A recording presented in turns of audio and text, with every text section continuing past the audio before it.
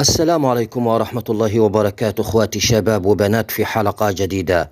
شاهدوا رسائل سميح شيليك المصورة عبر فيديو مصور ينادي إقبال أوزونر الفتاة التركية التي كانت تحب القطط كما جاء على لسان والدها حسن أوزنير: اشتريت لابنتي قطة جميلة وتحسنت حالتها الصحية.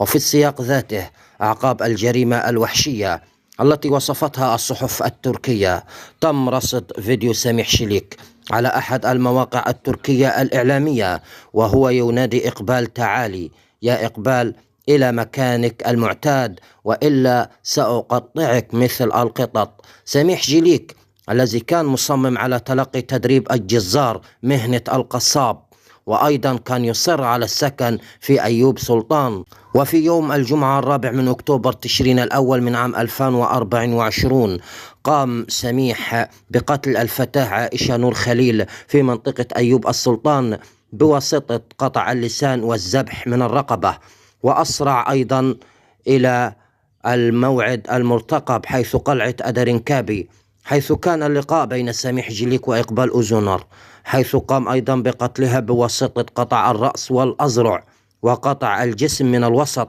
كما وصفتها وسائل إعلام تركية. فهيا جميعا نتعلم من أخطاء الغير ونأخذ العبرة والعظة.